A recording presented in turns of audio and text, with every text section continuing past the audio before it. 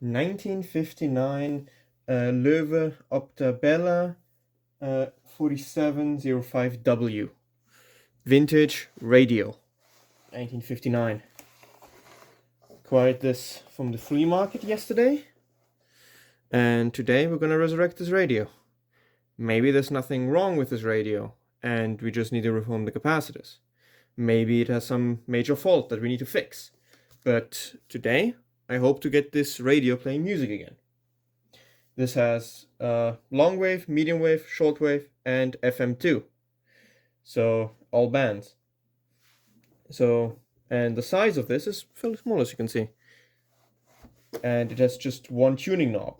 And the shaft obviously moves. And also the dial indicator also moves. It is. So it has a tone and a volume potentiometer. Few buttons. This is the back of the radio. Is the line cord. The line cord looks okay. It's not double insulated. It has some marks that it was like sort of like punctured before, like over here. But it's not showing the copper, so it's fine. Obviously not double insulated, so not compliant today, but good enough. You might want to replace it because it's also becoming stiff. Might break in the future. So it's just held together with one screw. The back. So obviously we're gonna look at the back. We're gonna remove the back, have a long inspection of it before we attempt to power it up. So yeah, your antenna connected there. Dipole antenna for the FM. Then we have a long wire for the AM and of course ground.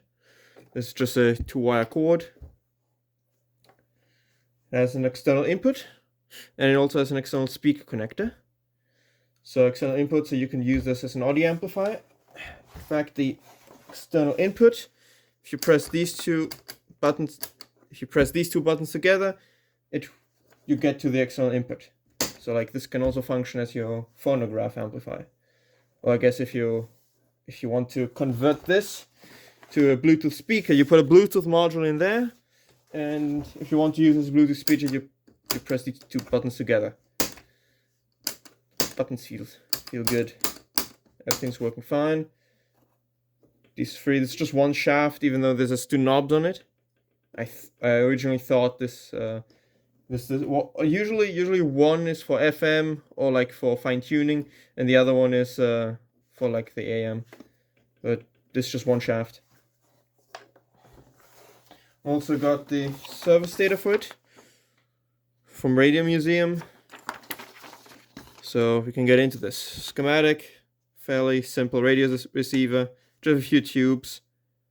So hopefully the power transformer is okay, the audio output transformer is okay, and the tubes, I have enough tubes. So each tube could be broken, but I have enough replacements. Power transformer could be replaced. I do have a transformer that kind of is suitable. It has a little bit too much output voltage, but we can obviously remove a lot of voltage. So yeah, okay, double pole switch, fuse. Ideally the fuse would be before, but it's fine. This capacitor, this is probably paper. This AC grounds the chassis, and ideally we should replace that with a class Y1 capacitor. Because you could theoretically touch the chassis if you touch the screw, because this screw is going to metal, so don't want to get a shock. So yeah, let's take the back off. Just one screw. Yep, let me put the screw somewhere safe. And this should come off. But I see it also has some cardboard things in here. And it says, there's an arrow here, and it says open. You can't see that on the camera, but I can still read it. So let me put it like that. Oh, and then it comes out. The other side also had it. It's broken off on the other side. I think someone's been in here. Oh yeah, someone has been in here. Look at that. That looks safe.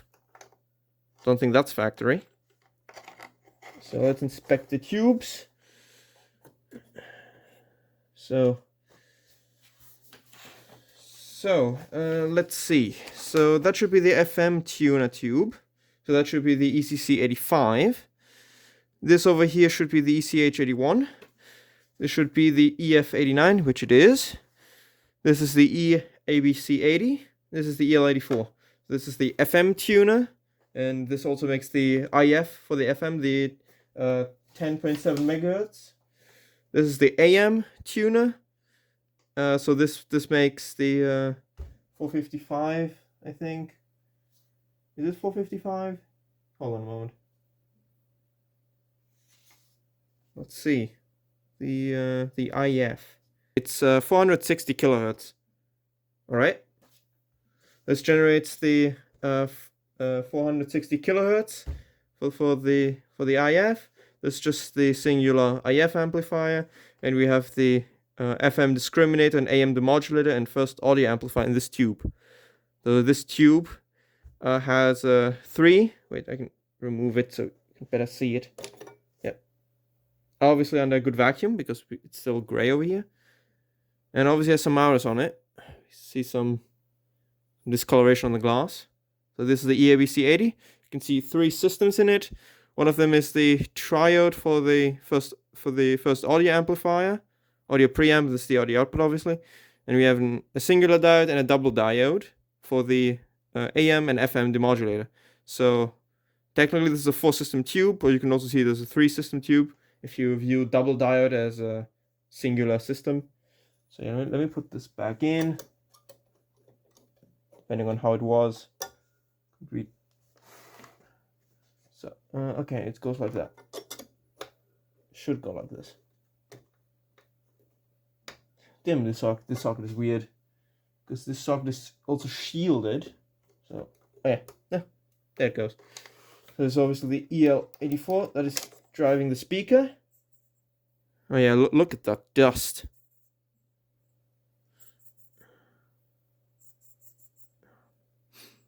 Ideally you would clean this with water, but yeah, these are all Telefunken tubes, so none of them seem to have been changed. This is the original tube, I think. Maybe someone would replace them all with Telefunken tubes. That would be good. That would increase the value of the radio.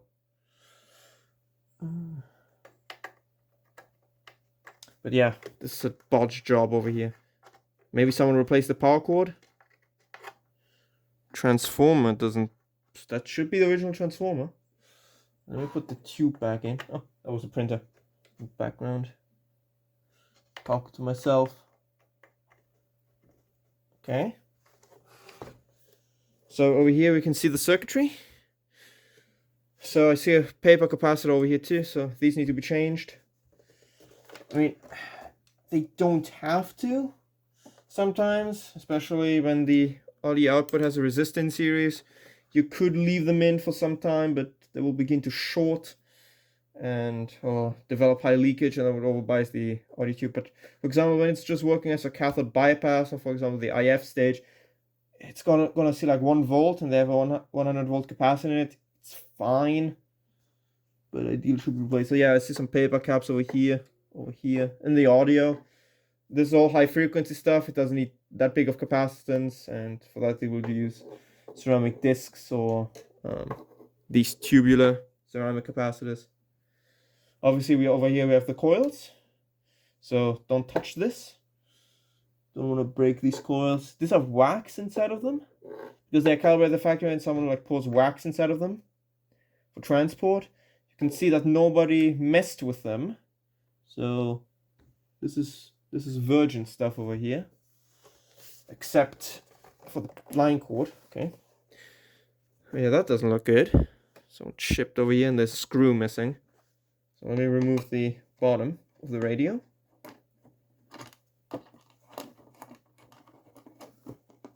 Yeah, do it by hand when you have a screwdriver.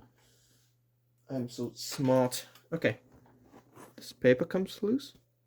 Just paper. Okay, it's deformed a little with age. Some cardboard thing. That looks okay inside. So yeah, paper capacitor over here. This, I'm not sure what this is for in the schematic exactly.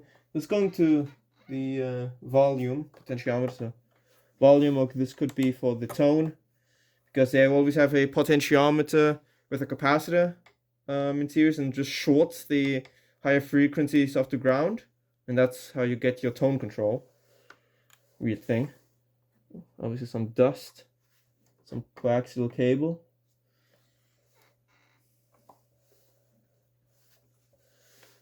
It's not easy to get to these capacitors, but should be okay.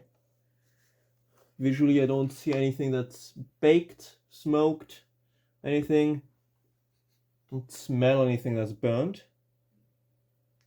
So, how would you get to the transformer? Where even is the selenium rectifier? Because this has a selenium rectifier over here. 250 volt, 75 milliamps.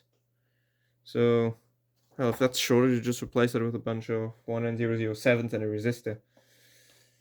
Because the selenium has a higher voltage drop. I think it has a voltage drop of around 20 volts. Typical silicon rectifier has a voltage drop of 1.4 volts. You know, 2 diodes in each direction, 0.7 volts each. Yeah. Okay, that's the part. Yeah, that part is the tuner portion. This part is with the tuner portion. You have the audio stage right here, and you can see the paper capacitor. There's one for the thing. Not the module, the IF amplifier. This should be a good radio. High gain tube. EF89. I think that's a variable mu tube for your automatic gain control. I think that's what that is. So yeah, okay. Enough talking. I mean, how does the chassis come out of this? You have a screw here, screw here. Does this just get removed? Guess so. Oh, look. Found the piece of wood that broke off here. The wood is just laying in there. Okay. Surprised that that's still there. Audio output transformer, if that's blown or broken, we can substitute that. If the power transformer is blown, we can substitute that. I hope the IF transformers are good. Usually these don't break because they are, you know, encased, and the tube would blow itself apart instead of the IF transformer, so should be good. Just some dust and other bullshit. Just don't see corrosion damage. Nothing rusted. Only the screws are a bit rusted, which would make sense. The tubes all have vacuum. That doesn't mean they're good. It just means that they haven't been exposed to too much moisture, where like the pins oxidize, expand, and the glass breaks. Oh, wait, we have a fuse over here. Let's check if the fuse is okay. Because if the power transformer was shorted, or the output was shorted, or something else blew in it, this would blow. Nope, fuse seems good. What kind of fuse is this?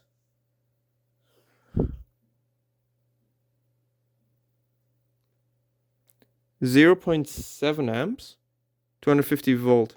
0.7 amps for this radio? Could they really be using over 100 watts? Well, 100 volt amps. Definitely not. That doesn't seem factory. Is it factory? Let's see. Oh, no, 0.7 amps. 1.2 amp fuse for 110 volts. What are they smoking over here? Is it just because of the inrush of the tubes?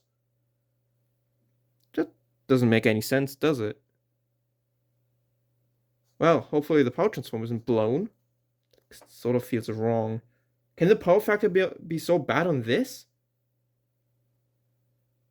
Like, shouldn't this draw like 200 milliamps or something?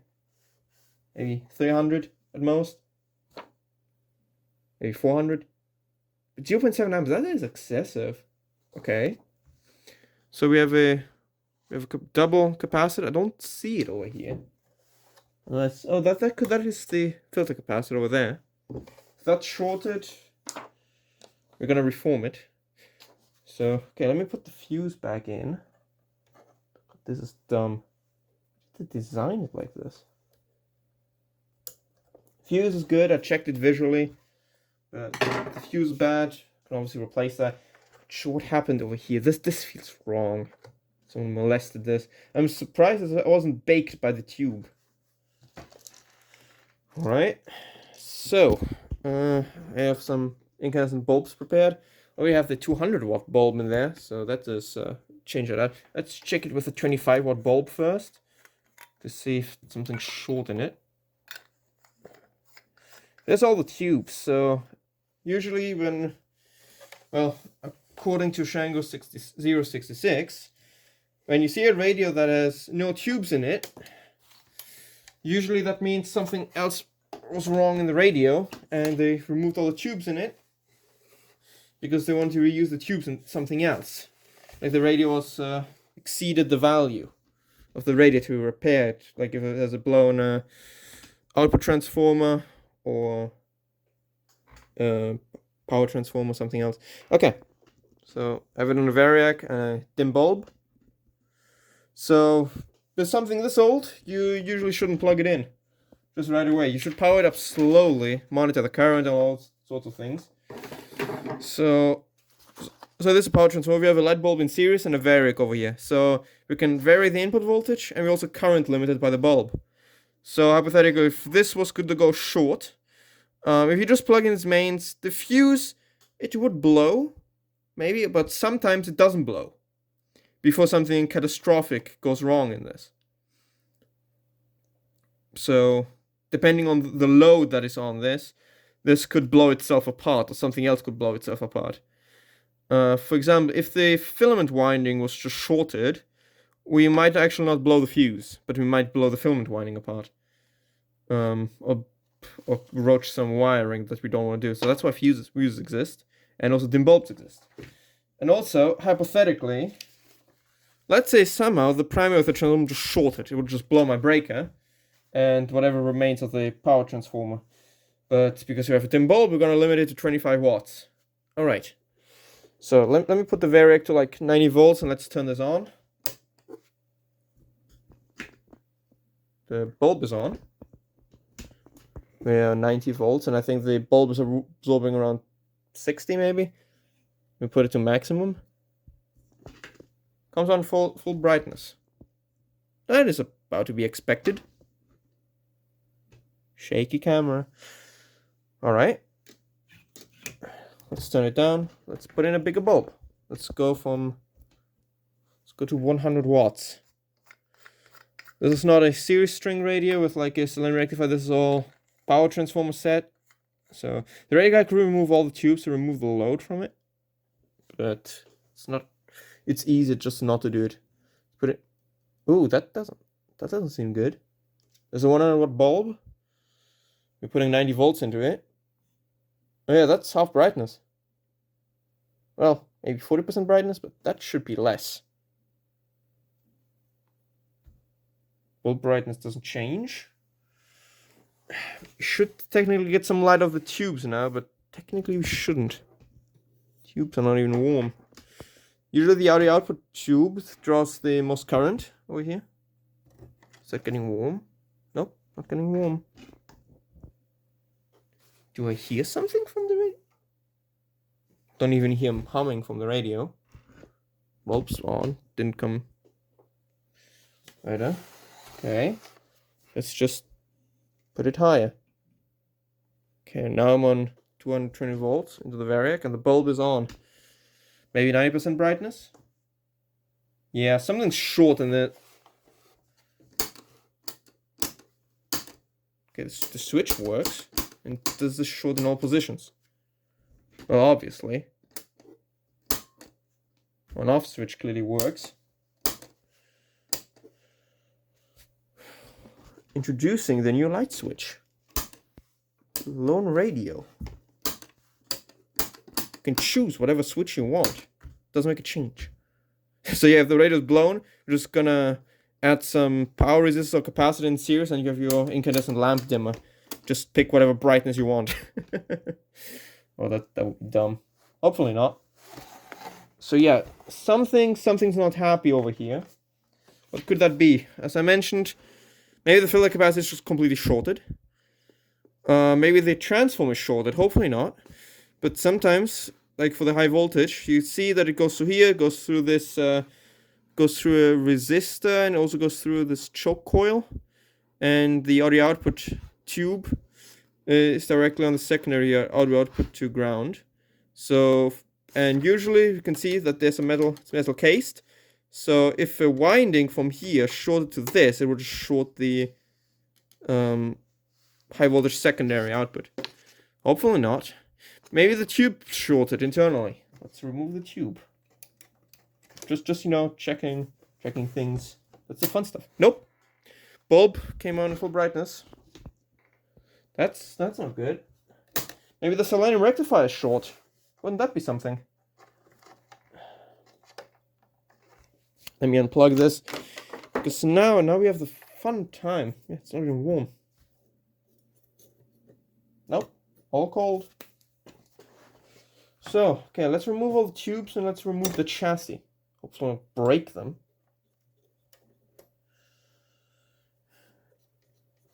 You don't need a tube layout chart if you worked on enough of these. There's of course ECH81, EF89, EIBC80, and EL84.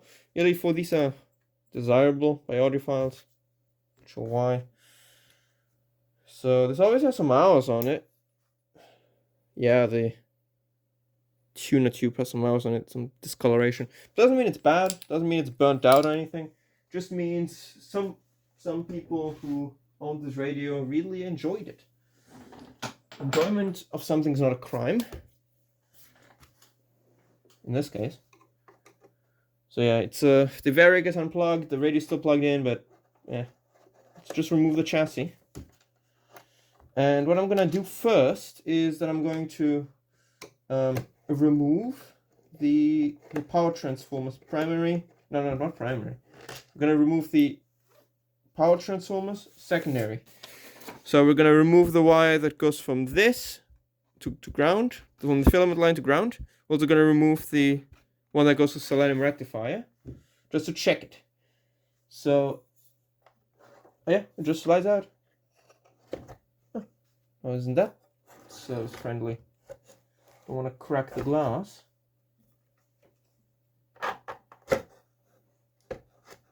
Wow, this is stupid. Alright. So, we need to unsolder the speaker. Oh, we have the selenium rectifier right here.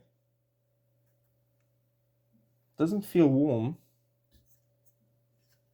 Oh, that is a bit baked. Is that electrolyte?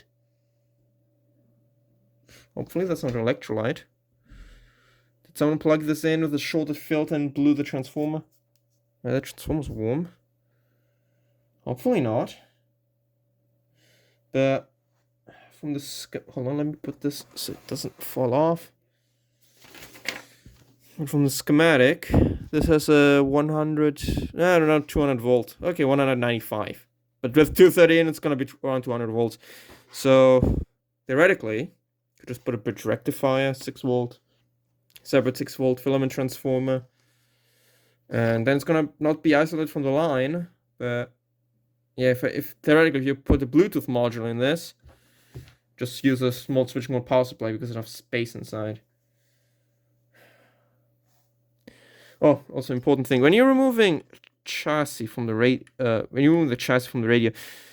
it's important to screw the capacitor in so you don't damage it by accident. So this is the wonderful dial glass. Oh yeah, that is the across the chassis to the thin capacitor. I believe that's not blown. Capacitor's not warm. Only the filament transformer is warm. Sometimes I've also seen that these connectors have springs in them, and you put the bulb in and there's a spring that presses against it for this to always make contact. But sometimes, you know, the spring, the tension of the bulb, it presses against somewhere else and you just short these two. Let's see if this has such a system. Hopefully not. Nope, doesn't have a spring. But maybe this was changed. There's just a little bit of discoloration. Tiny bit. So is this low hour or high hour? Well, okay, removing the transformer leads. Oh, look at that. Maybe that was touching it. Is that really how that was done at the factory? Really? That feels wrong. But yeah, this is handy. Just have the selenium rectifier right there. So where's the 6-volt come out of? So this is obviously the power cord. So where does the 6-volt? So we have the different primers for different mains voltages up there. Where does the 6-volt come out of?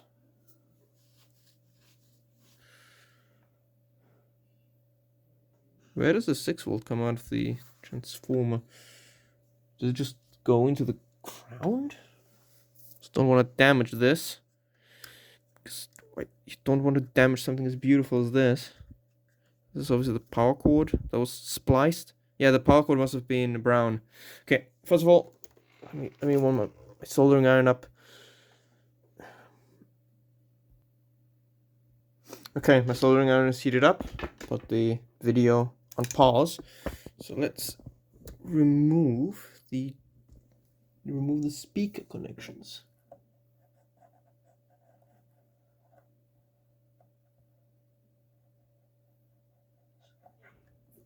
Yeah, just put a little bit of false solder on myself. So first time seeing this, just a normal cord for the speaker. Usually I've just seen 2 individual wires just go to speaker, not joined anywhere. I usually twist them together to be easier to handle. So yeah, this feels wrong. So perhaps this wire actually touched this. This is really how they put these together? That is dumb. That is very dumb. But yeah, we can see over here that, yeah, it's just one tuning shaft, so not 2 individual ones. You can see, yeah, the cord is still springy. Hopefully I don't damage it. That would be a shame. Nothing else seems broken, blown. Everything seems okay. The coils are fine. So this should be the capacitor across the line. Don't clean this. So let's look at the bottom in better detail. So from the power transformer, we should see 6-volt winding go somewhere. And of course it's inaccessible. I'm not gonna remove this. What we can do is we can check across the filament of the bulb. And let me remove the high voltage section, just isolate that. And hopefully not remove my phone in the process, not remove my phone from the stand. So the stand is broken. And I'm too invested in fixing something that's clearly can't be fixed to replace my phone stand. Okay, so let's remove the high voltage wiring.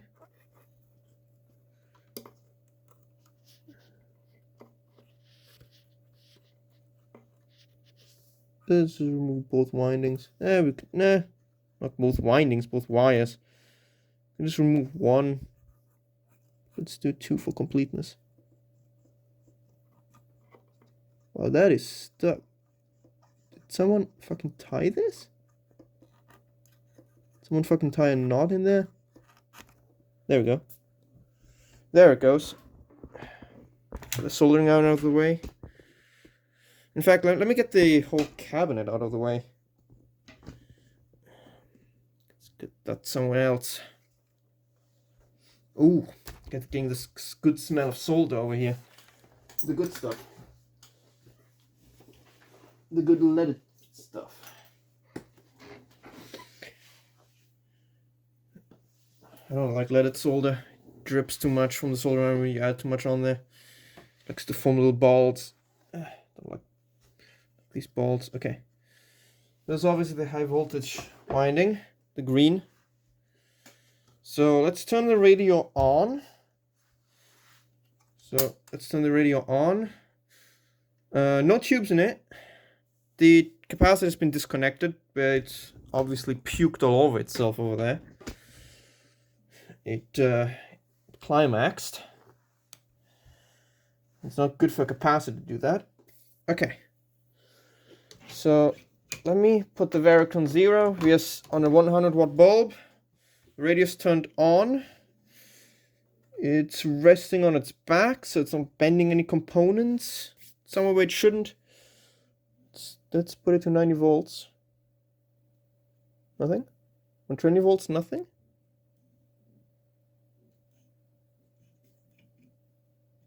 Nothing. Bulb's not on. So this transformer has no load on it. It's still drawing current. Something's clearly wrong. It's drawing less than before. Let's measure the voltage from the high voltage winding. Professional. Very, very professional over here. Very dangerous. Don't try this yourself. 130 volt. Okay. I mean, okay, this could be a small transformer, so they might be driving close to saturation. Maybe it's supposed to be like that. I can't imagine it. Bulb obviously doesn't glow. Why does the bulb not glow? Is the filament section shorted? Like, okay, theoretically, if the high voltage winding was short inside, we should still see the bulb go to maximum, but we obviously don't see that. So, and the only thing I change is remove all the tubes. So, something gave less resistance. So let's look at the filament winding voltage. 5.1 volt. It is okay. So why doesn't this not light up? This doesn't look blown. Let me check the resistance of the bulb. But yeah, the power transformer is getting warm. It's weird. Wait, put it to ohms.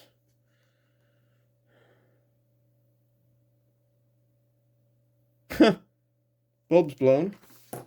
It's weird. Let me get another bulb. Wait, first turn the radio off. Get a good bulb.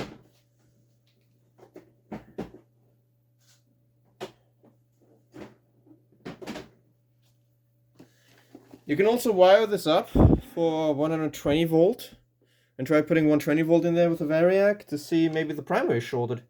That'd be something. Okay, so this is a newly produced Chinese light bulb.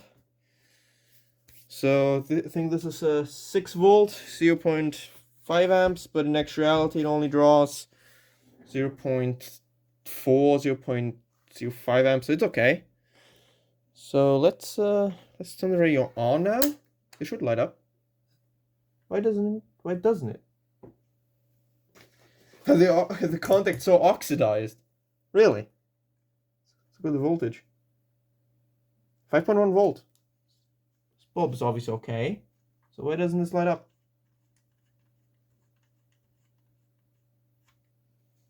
How weird.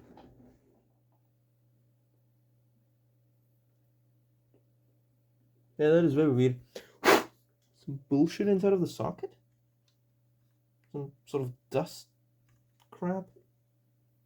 Oh yeah, that transformer is getting ready to smoke over here. It's not burning. But okay, I removed the filament load. You can like just, there's one tube in there. Wait. Wait. Yeah, I left one tube in and it's warming up. So filament winding is obviously okay.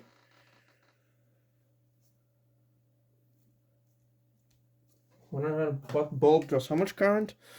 100 watt divided by 230 volt. 0.4 amps. So we are limiting to 0.4 amps. There's a 0.7 amp fuse. Does it say how many watts it draws? Schematic doesn't say it. Does the back cover say?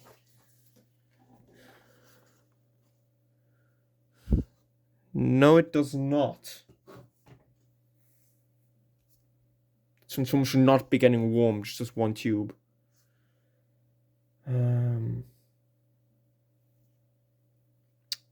Okay, let me try this. Let me change this. Okay, so less careful because we now don't have anything.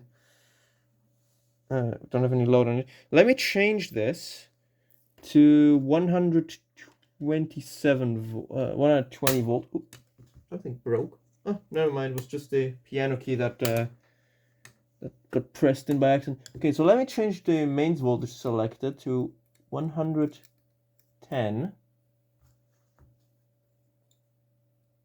Wait, what does it have? There's 110 and 220 volt. So let me change it to 110. Let's pretend that we are from the United States. Or, I don't know, Japan. I mean, they use 100 volt, but this radio would probably also work there. Most parts of North America, South America, Canada. What other places use 120 volt? British construction sites.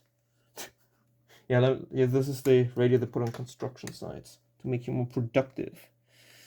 So yeah, okay. Changing that to 120 volt. I'm gonna keep the 100 watt bulb in there, just in case. Put it to FM, but it doesn't matter. It just needs to energize the transformer. Okay, so this is on 120 volt. No load. Okay, this is 120 volt input, and this is no load on it now. So let's check the voltage. Nothing? Nothing. What? Did I just screw something up over here? I set it to 120 volt and it's plugged in. There, it's plugged in. Give me a moment. Okay, apparently I've not connected that right. Okay, so let's try this on 110 volt. So Eric is on 0. Oh boy. Yeah, something's shorted. Is it enough to condemn the power transformer? Maybe. That's obviously not good. That paper capacitor might be short, but why would it short the thing? Let me remove that. But if that capacitor was shorted, it's not getting warm. Let's remove that. Let's remove the stupid paper capacitor.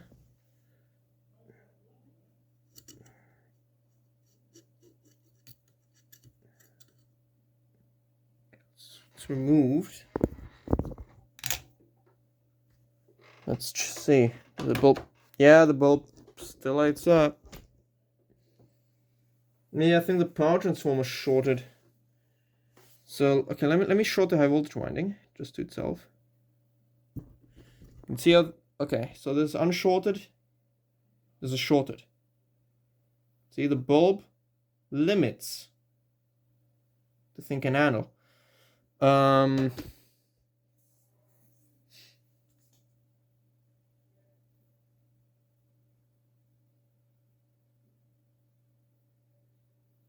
do we have filament voltage?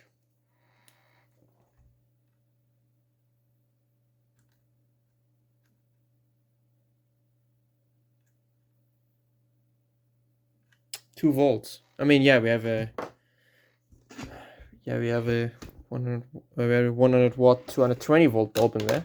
So let me change that back to 220 volt.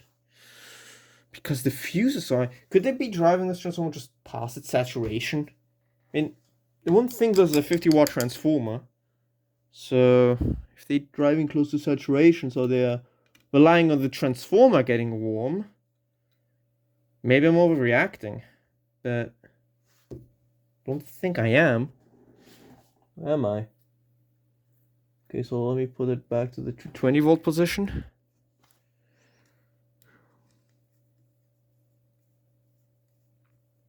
I mean, hey, I could just plug this to just bypass it into 220 volt and 230 volt. Okay, let me plug that in again. Bulb's not coming on now. Did I? Do we have power now?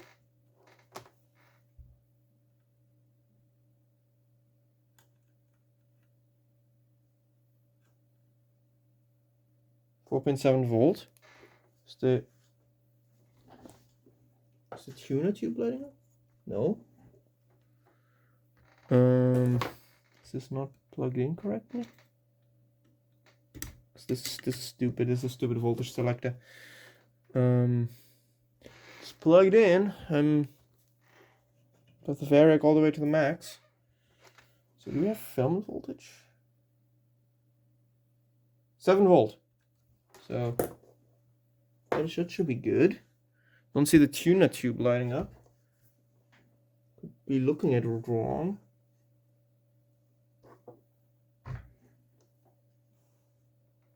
Don't see it being lit.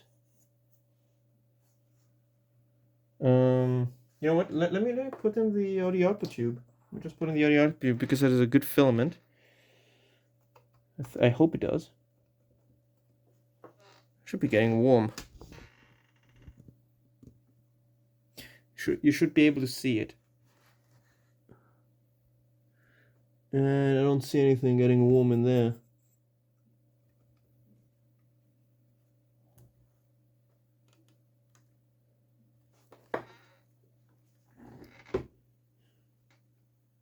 Is the fuse blown? No? Fuse is not blown.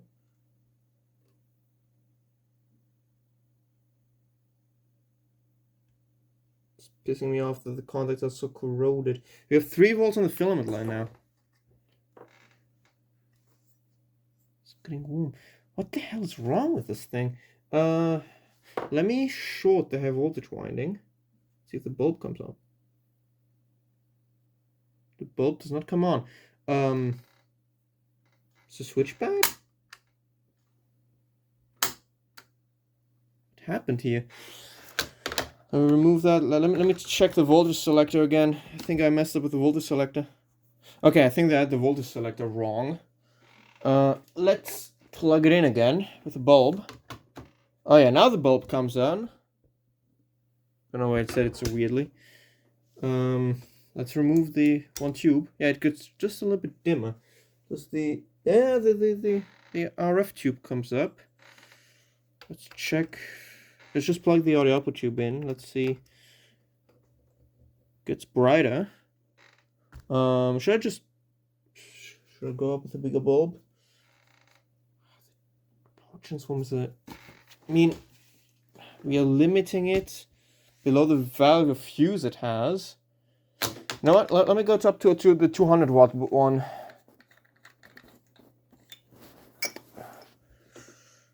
Newly produced 200 watt bulb. Made in China, obviously. But bulb is bulb. But these have a high failure rate for some reason. At least I have a 2-year warranty. Expecting 2 of them. Okay. So I'm gonna plug it in. Okay, now it's plugged. It's just a 200 watt bulb in series, and it just gets a little bit bright. Let's see, is the the audio output tube is glowing. Wait a moment. What the hell happened here? What happened here?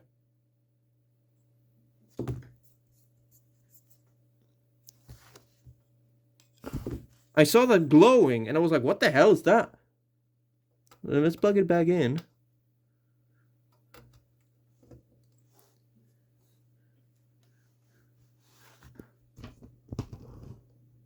Look at that. Oh yeah, wait, I turned it off again. Stupid radio buttons. What the hell is that? I mean, yeah, that's the heater, but it shouldn't be down at the bottom of the tube. It's not even heating up the cathode, it just fell out. What the hell? The fuck? Okay, so this tube's trash. Just fell out. Filament transformer is warm. Power transformer, I mean. That's not good. So Let's check what the filament voltage now is with the 200 watt bulb series. 6 volt. That seems okay. Let's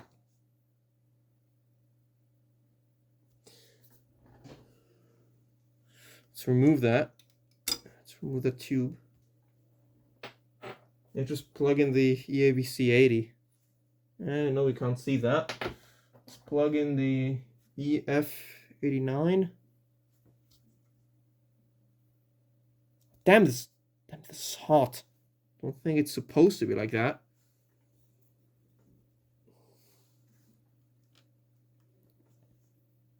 Should be glowing. But wait, 6 volt suggests that there's something wrong. Maybe, hopefully not the second. Is this getting warm? Should be getting warm now.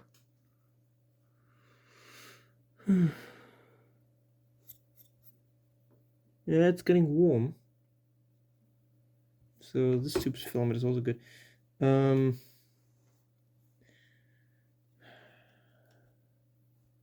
boy. That should not be happening. Wait a moment. Check that out. Yeah, look. I hit the power transformer.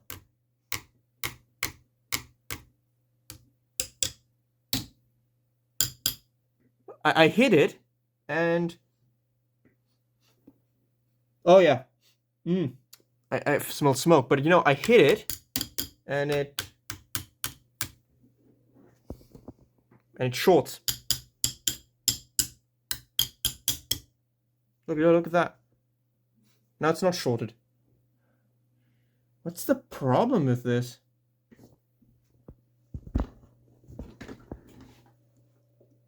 I don't know, the tubes are dark. I think the power transformer is broken.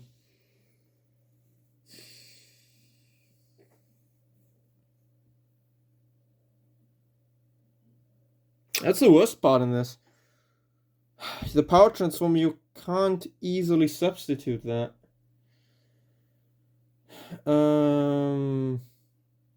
Stand by.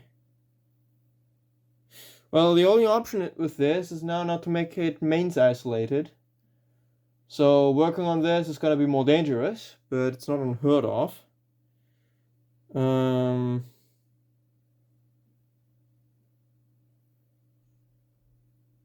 know what to do. So let's just hit the power transformer again a few times, just for the hell of it.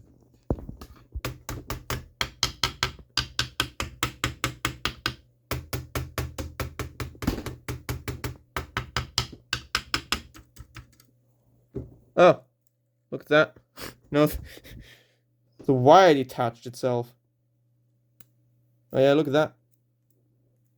Sparky doodle.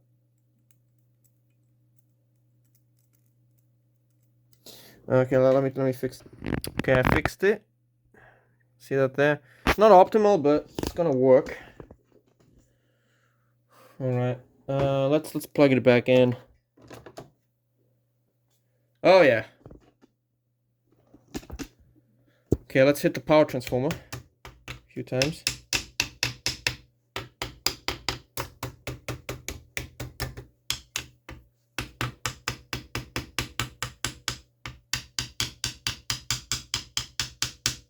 Nope, now it's not doing it. It must have been that wire. So,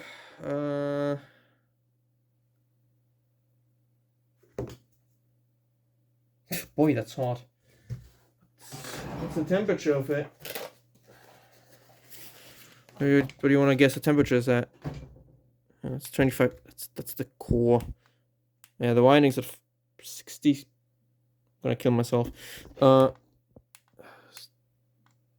50, 60 degrees. Is it enough to condemn this? Yeah, but quiet it down because the winding probably increased in resistance. Yeah, that is bad. Power transform bad.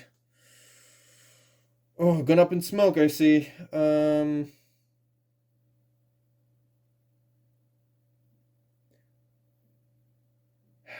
It could still be something maybe shortened on the secondary.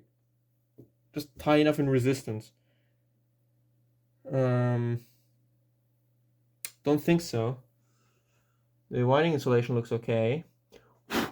Unless someone at the factory wired up the voltage selector wrong. Maybe the power transformer is designed. Nope, definitely not designed to get that warm. I highly doubt it.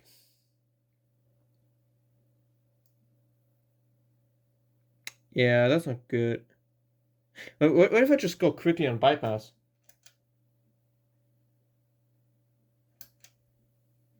Nothing?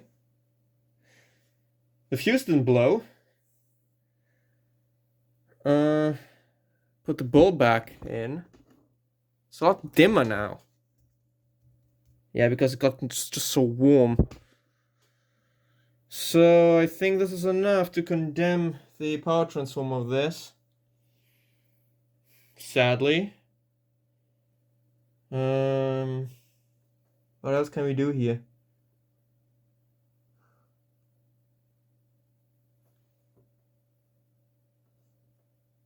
Oh yeah, I can hear it. I can hear it arcing inside. It smells like burning paper. Yeah. Smells like a coal fire. Yeah, unplug. I think the power transformer is just roached. Just gone. It's gone to moisture. Yeah, it's warm. So yeah, it's that's obviously not optimal. I was hoping it was a selenium or something else, but selenium reactors don't have a high failure rate, do they?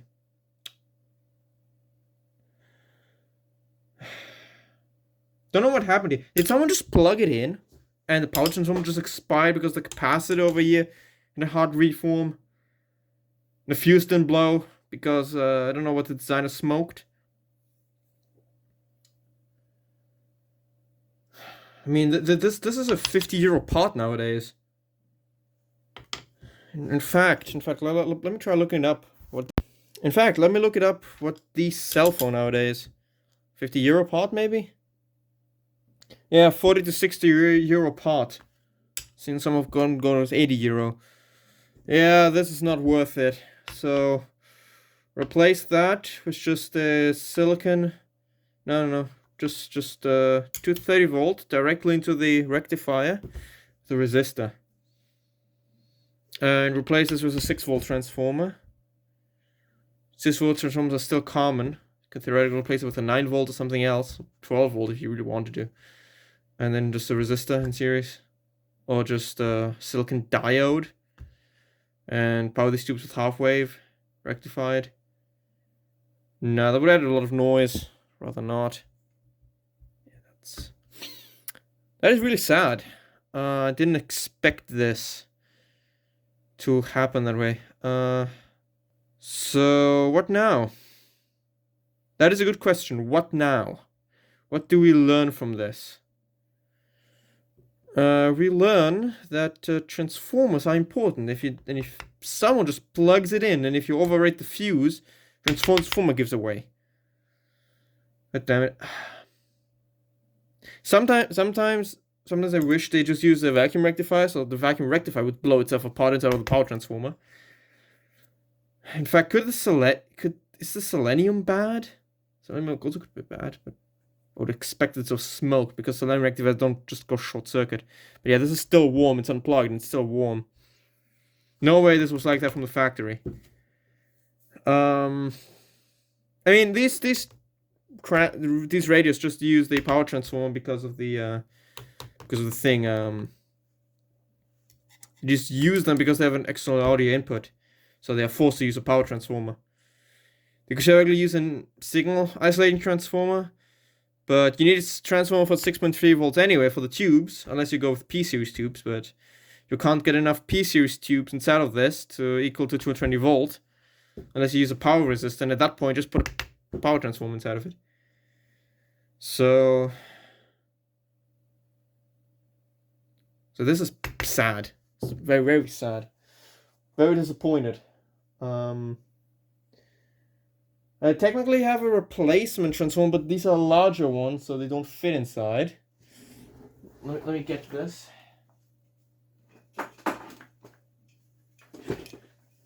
So this is it. So look at this. This transformer is larger.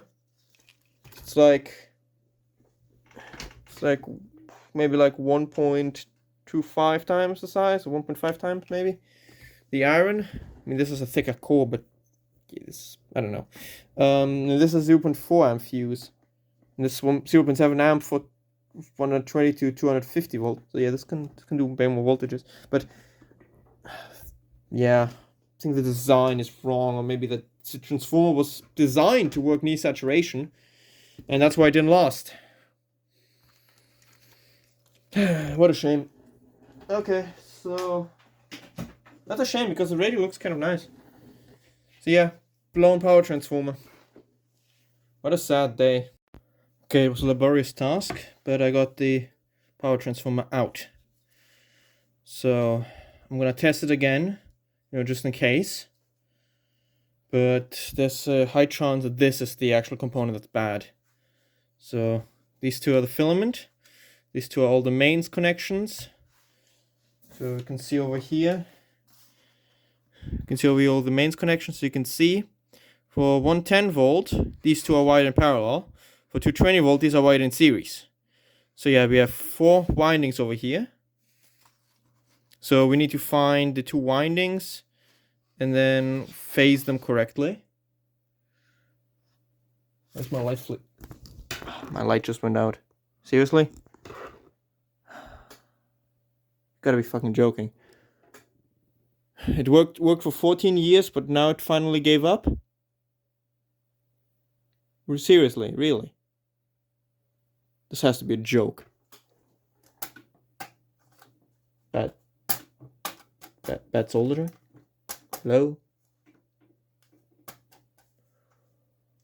God damn it. Why does this always happen? Is the switch broken? No. Bulb's cracking in the socket. We can work with the reduced light. If it burns down, it burns down. I also had to solder this. Didn't need to. Unless that was wired up wrong, which I don't think it was. But I took a photo of it. So we have we have 2 high voltage output here. We have the 6.3 volt right here. So it's a shame. Shame of this power transformer. Theoretically, you could take this apart and rewind it. Problem is, I think the short is in the primary. You can see over here. The secondary, you need to unwind the whole secondary to even get to the primary. So, is that worth it? That is the question. Don't know how many turns this has on the primary. I need to count them. So, really, it's a shame. So yeah, I will wire this up. I'll wire this voltage selector up to this again, how it was originally. Don't give you color code for the wire, sadly. But I can figure this out. I have a photo, but I will just look at it with an ohm meter to see which windings are connected. I mean, they're just 2 windings, let's say these 2 and these 2.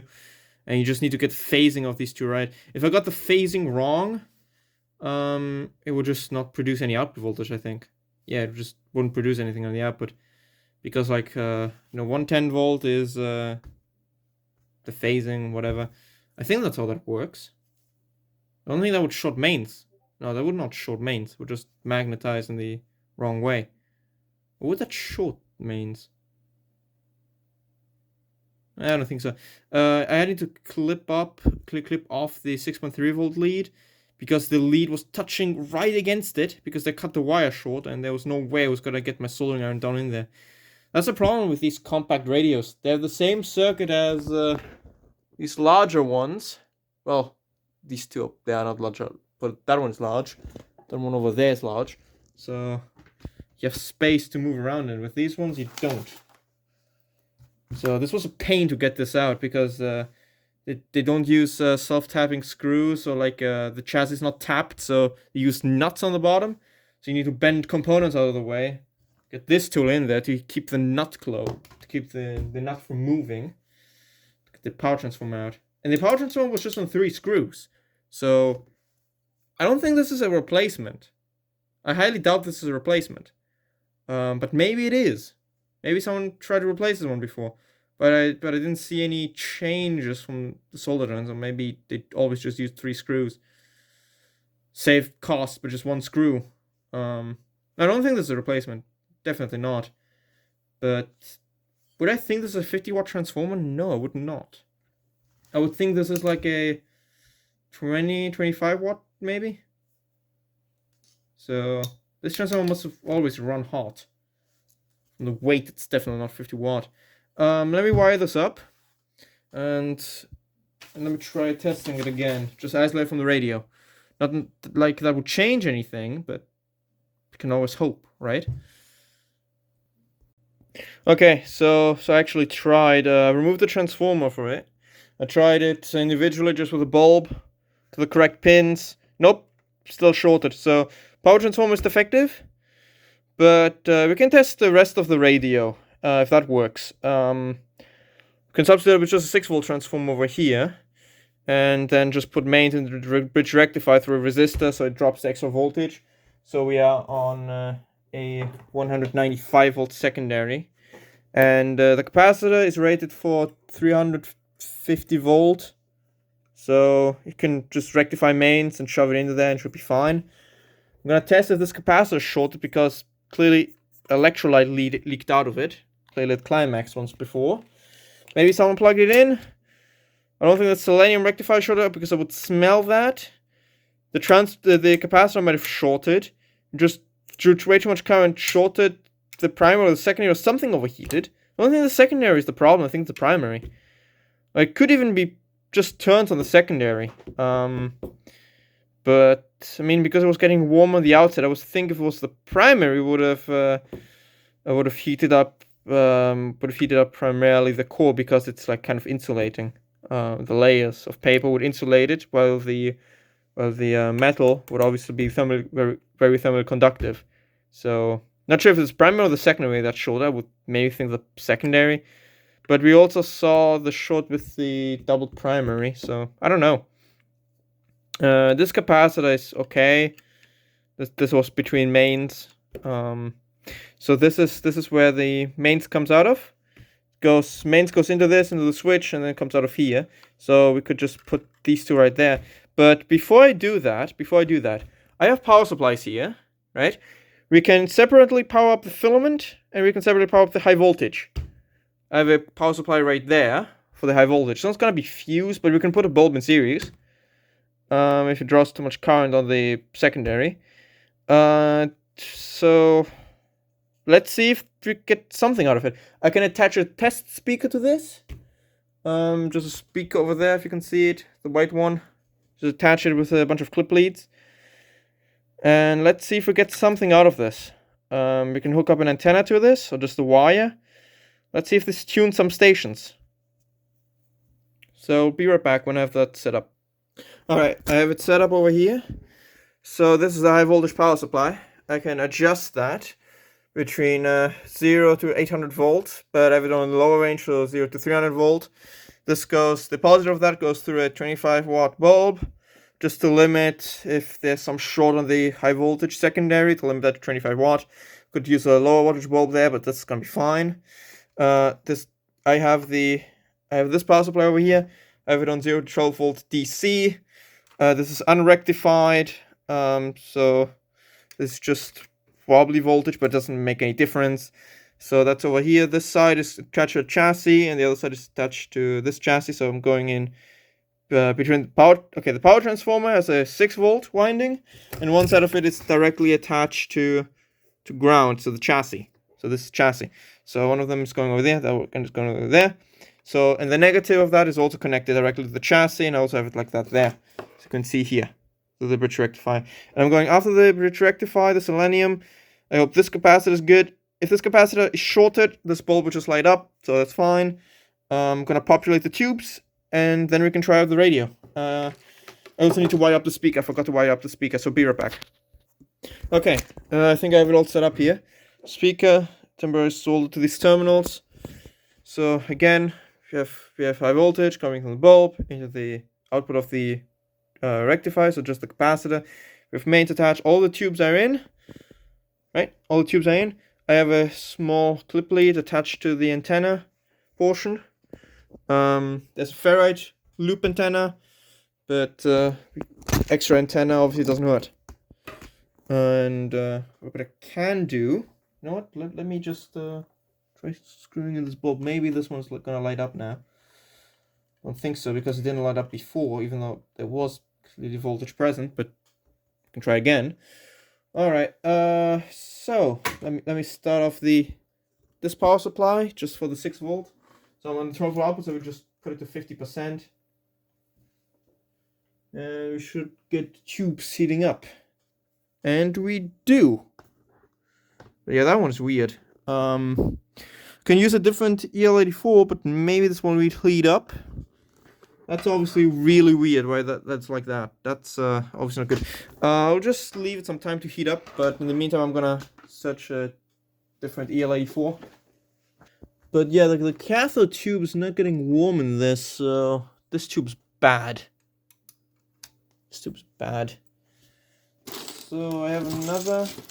Just have a few EL84s over here, just a bag of them. Let me just pull out a random one. I think I tested these. EL84, good. This one tests good. I tested this one. Just plug that in.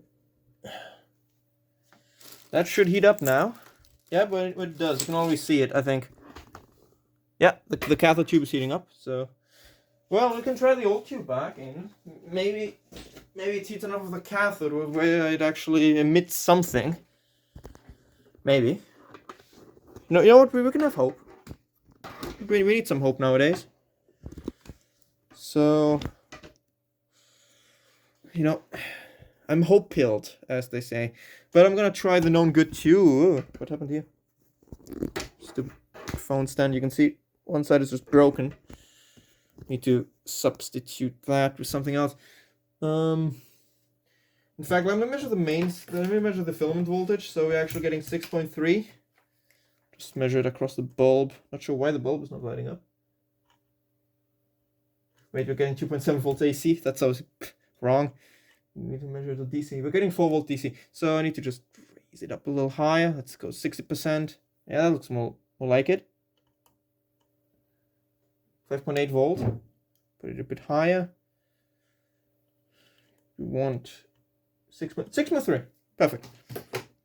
Alright, that's perfect. All tubes should be heating up now. So we can start raising the high voltage up. So we should let me turn on the high voltage. 100 volts input, getting some current draw through the bulb. I hear stuff from the transformer, so let's put that to FM.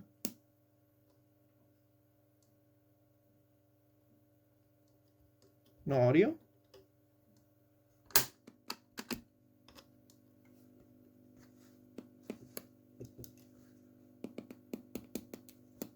The front end seems to do something. Oh.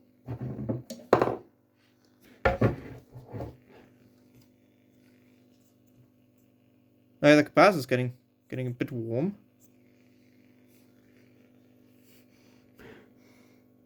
Nothing smells like it's burning or anything. EL84 is pretty warm. Shortwave. It's a bit dead. Maybe switch broken.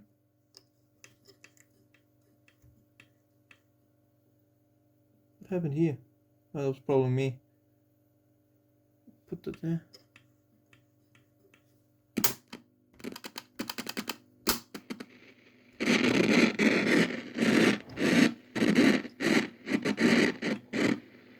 Okay, it sounds active on medium wave. Let me try long wave.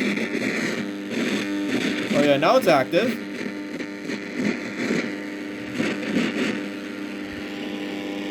Okay, let's go to FM. Oops. Nope, FM is just totally dead. Oop. Doing something.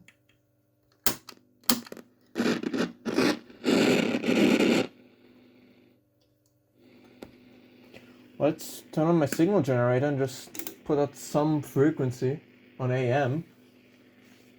So put it to C. How the fuck does this work again?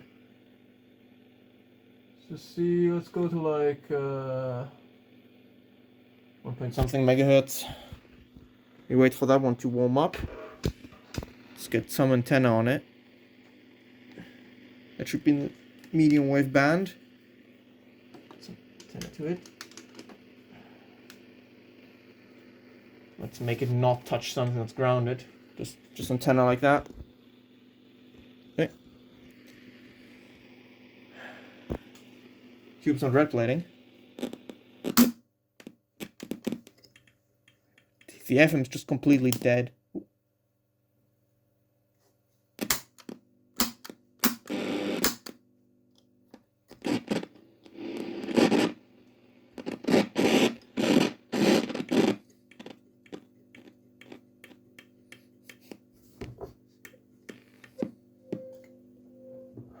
Oh yeah, I can hear it.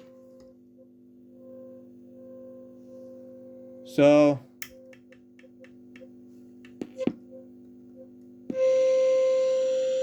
oh yeah, it's doing something. Oh wait.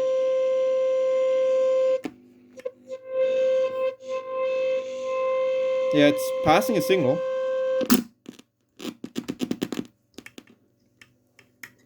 Nothing works for the FM though.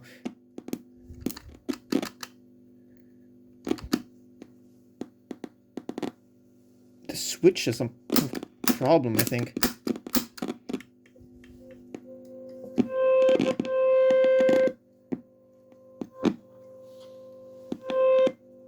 Something's weird.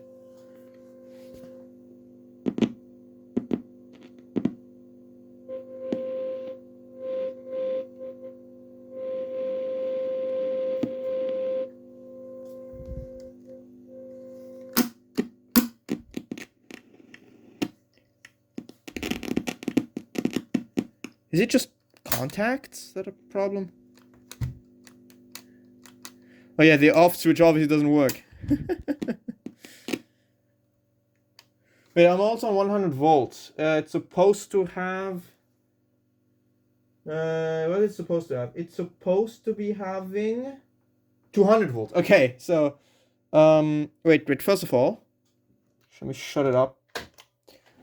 And let's put it on like some supports. I could try reinstalling it into the chassis again and the case. Let's do that.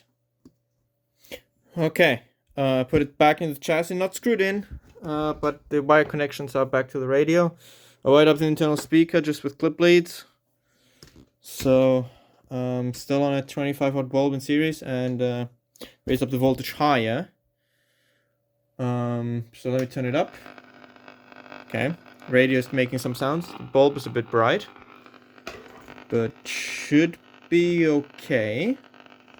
So set it to medium wave.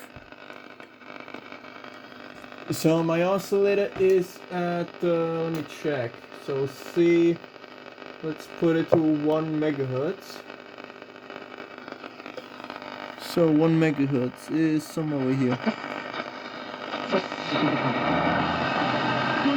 That's not my oscillator, that's a radio station.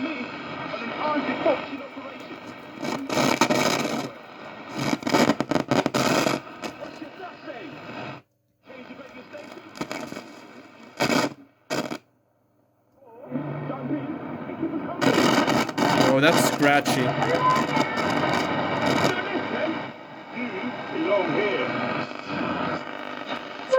Oh, that's my oscillator.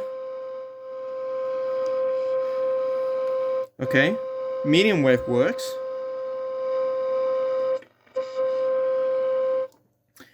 Let me check the temperature of the capacitor. While it's on, of course. Just. Yeah, the capacitor's getting warm. So yeah, the capacitor must have been shorted when someone plugged it in and blew the transformer apart. That's probably what happened. And because the designers oversized the fuse for this thing, of course it broke. Amazing. Let's see, can we get some other stations? That's not a station. There's no tuning indicator, which is sad. So I'm guessing this was like a low cost one? Must have been.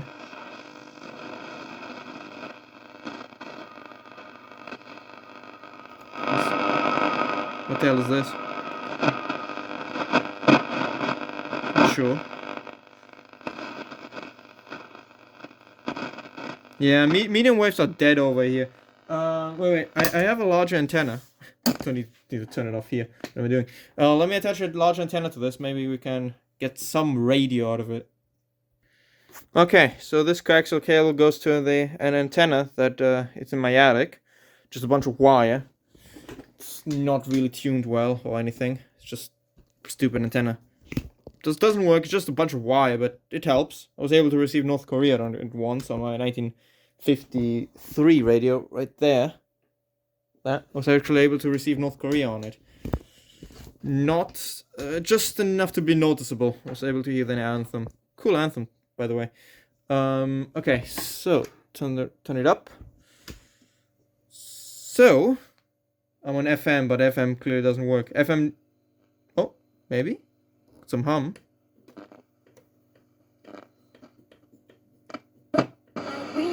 Oh my god, FM works.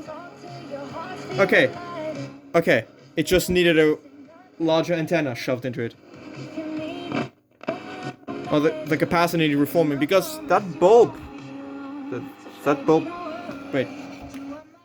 Okay, the bulb obviously turned down. It was like very bright at the beginning.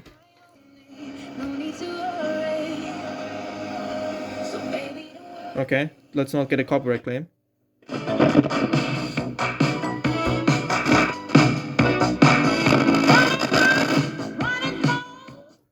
Yeah, now it works. Just needs an antenna. Okay, it turns out this single clearly was not enough to receive in the basement. Some radios that I have were able to receive well.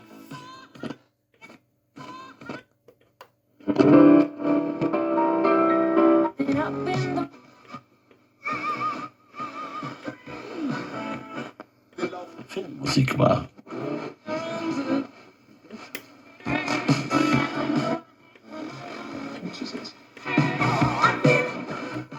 Okay, let's get a copyright claim today. Let me go to shortwave.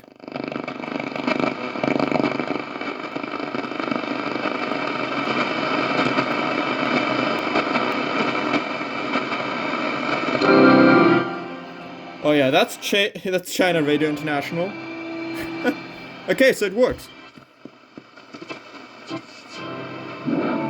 Descubre cómo las plantas transformaron la historia, la cultura, la cotidiana de China. Is that China Radio International broadcasting Spanish? Oh wow, what was that? De plantas americanas en China. Oh yeah, it must have been China.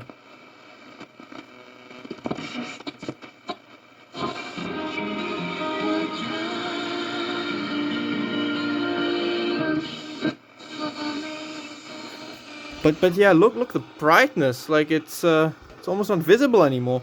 So the capacitor is reforming. It means it should be replaced.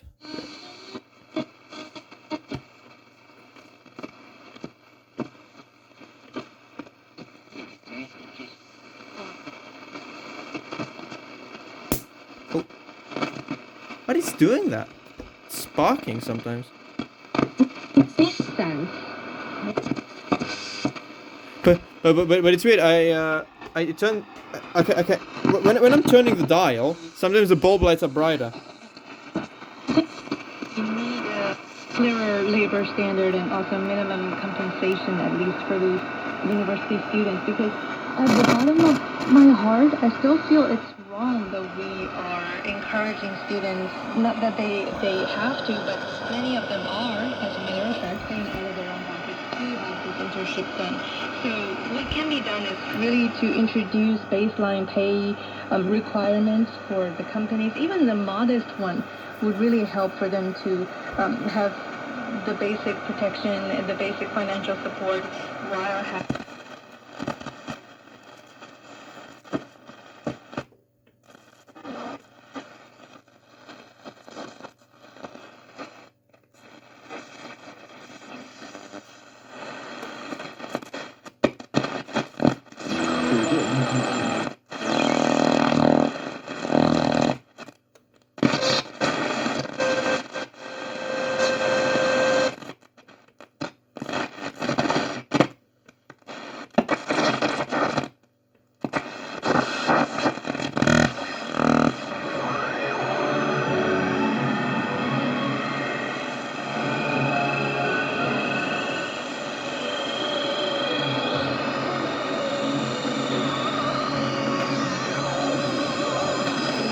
I wonder what station that is.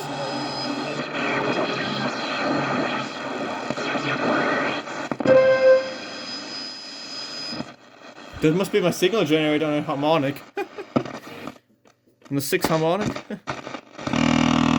Okay, let's try long wave.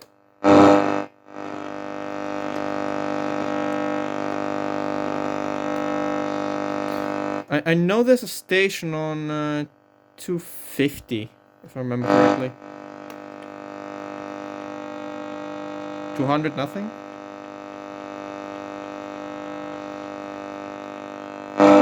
Nope. I was able to receive that just once, and it was very faint. I could hear someone saying something, but no, I was able to hear nothing else. I once got it through a web SDR. It was playing Rasputin, which was funny. But yeah, long wave is completely dead. There's nothing worth listening to long wave anyway. Medium wave, there's nothing worth listening to there except I know that there's a station that rebroadcasts Asian music.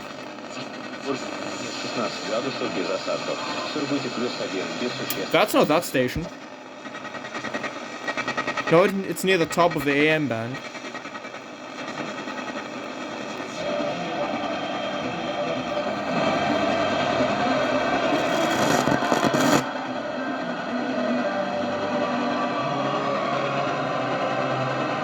That's it.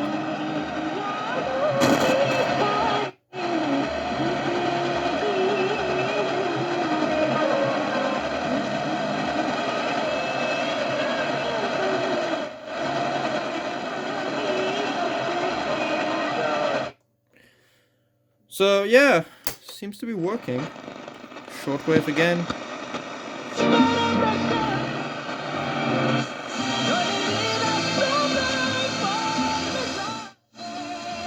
Seems to work.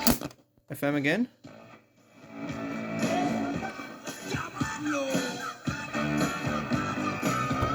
Should I stay or should I go now?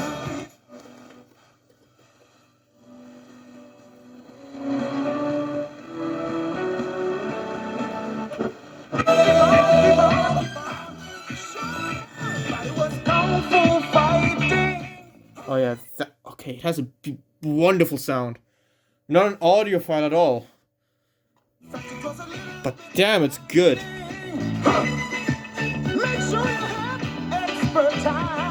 I wonder what song this is.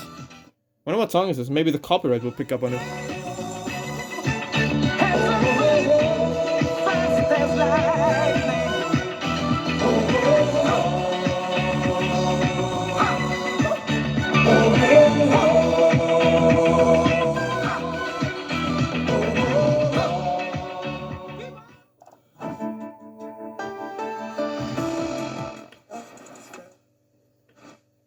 What time is it? Oh, it's midnight now.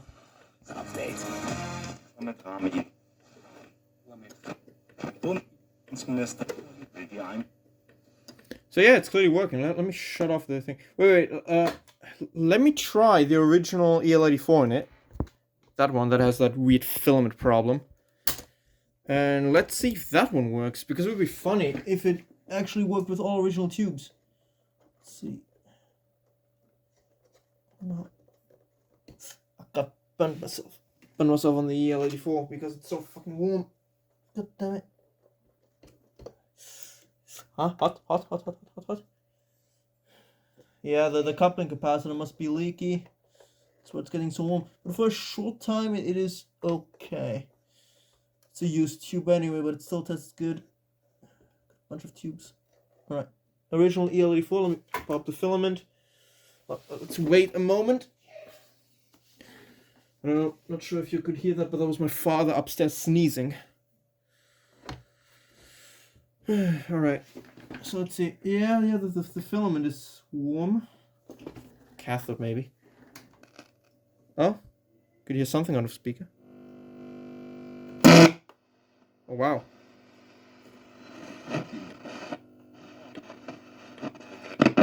Regierung hat dazu kurz nach dem Start macht der Kontakt zur Maschine ab. Erst am Morgen danach das Wrack in. So yeah, even the original EL84 works.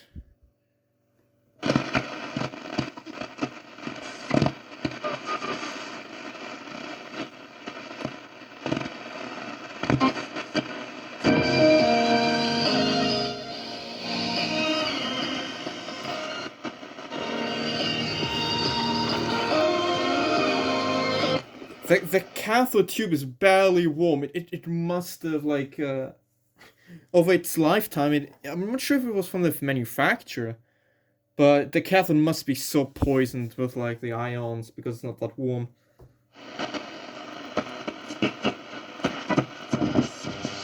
But yeah. New hantavirus cases emerge as government quarantine cruise passengers.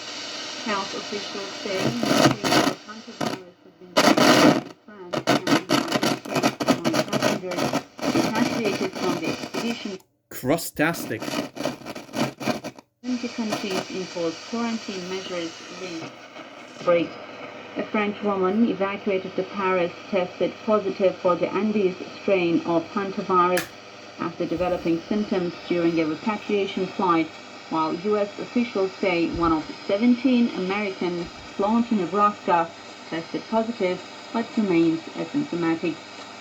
The World Health Organization reports 8 confirmed cases so far, including 3 deaths, a Dutch husband and wife, and a German woman. The Andes strain involved is the only known hantavirus capable of spreading between humans, typically through prolonged close contact with an infected person.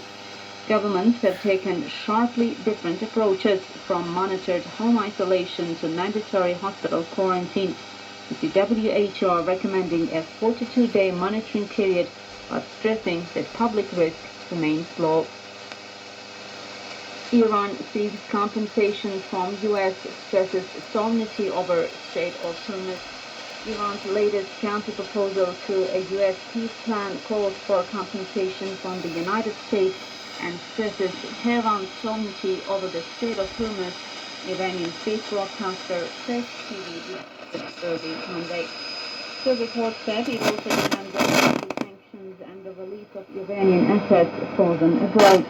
Tehran rejected the U.S. plan because it would have required submission to President Donald Trump's excessive demands, the report said. Iran's response also emphasized the fundamental rights of the Iranian nation.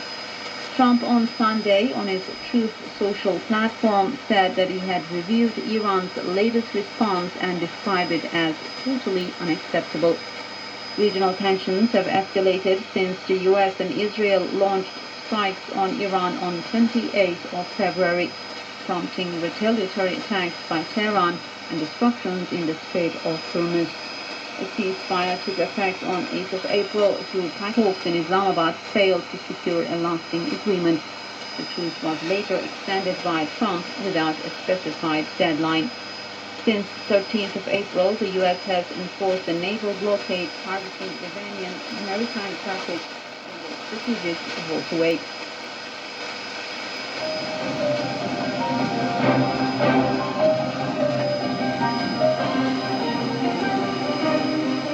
The news continues on. Wow. So it's COVID all over again then? War, COVID 2. What's gonna happen next? Monday that it carried out 24 attacks targeting Israeli army positions, troops, and military vehicles in southern Lebanon over the past 24 hours. The group said the attacks targeted Israeli troop gatherings, Merkava tanks, B-9 bulldozers, military equipment, and newly established command centers in several border areas, including Qiyam, Deir Sharian, Tyre Haifa, Beyada, Rashaf, and Nakura. It said the operations involved explosive drones, rocket attacks, artillery shelling, and guided missiles, and confirmed hits in several attacks. The group said the attacks were carried out in response to Israeli violations of the ceasefire agreement and attacks on civilians and villages in southern Lebanon. Xi promised to discuss world peace, says China, amid Iran war. Chinese President Xi Jinping and his U.S. counterpart Donald Trump will have in-depth exchanges and views on major issues concerning China-U.S. relations, world peace and development, Beijing said Monday amid the ongoing conflict between U.S. and Iran. Trump is set to pay a state visit to China on the 13th and 15th of May, his first trip in almost 9 years. Chinese Foreign Ministry spokesperson Guo Jiakun told reporters in Beijing. So if Trump goes to China and then he goes back to the US, does he have to pay import tariffs on himself? Did he?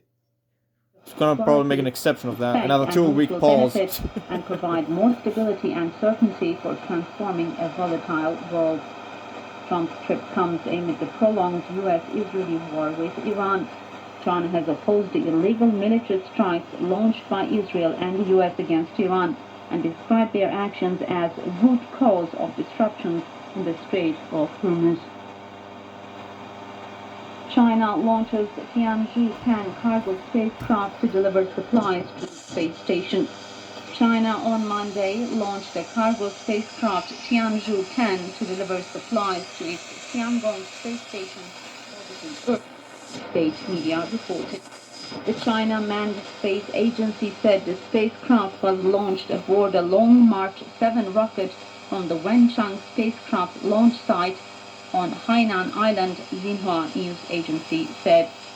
The launch, which successfully placed the spacecraft into its planned orbit, marks the 641st carried out using Long March rockets. The cargo spacecraft carrying essential supplies, experiment materials, and fuel will provide resupply support to the Taikonaut crew currently stationed aboard the space station. China's Tiangong space station is staffed by rotating crews of 3 Taikonauts. Personnel are transported to the station aboard Shenzhou spacecraft, while supplies are delivered using Tianzhu cargo spacecraft. The bulb's not even lighting up anymore. So yeah, that capacitor reformed nicely. So it's able to receive shortwave. Probably can do with an alignment. But this is not a how to fix radio correctly. This is just resurrection. And this capacitor definitely replacement. But you can see here there's a 1K resistor. So if it's gone short, we're always limited by the bulb. But also limited by the 1K. So we're not going to destroy the grid immediately. This is probably leaky. The bias of this is probably screwed up. In fact, we can measure this, maybe because it's in checks, but I have to screw it down and don't feel in the mood like that. It needs to be replaced. These capacitors are obviously reformed. I don't believe in reforming. I believe in replacement, especially when something is leaked. Because if a capacitor leaked, that's a sign it already failed during operation. So don't want to reform that. I reformed capacitors on a few of these. For example, that capacitor tested perfectly. A capacitor over there, even though it leaked just a little, tested perfect. And it didn't even need reforming, so clearly it was not plugged in, because if someone plugged it in, it would have shorted the power cord. Because the power cord inside was actually shorted, so that capacitor tested fine. The selenium, I have to test that. I'm going to do that off camera. I might replace, I might just put in a 6-volt transformer and the thing. Maybe not even bother with that, but that's a nice, very nice radio. All bands. It's still on.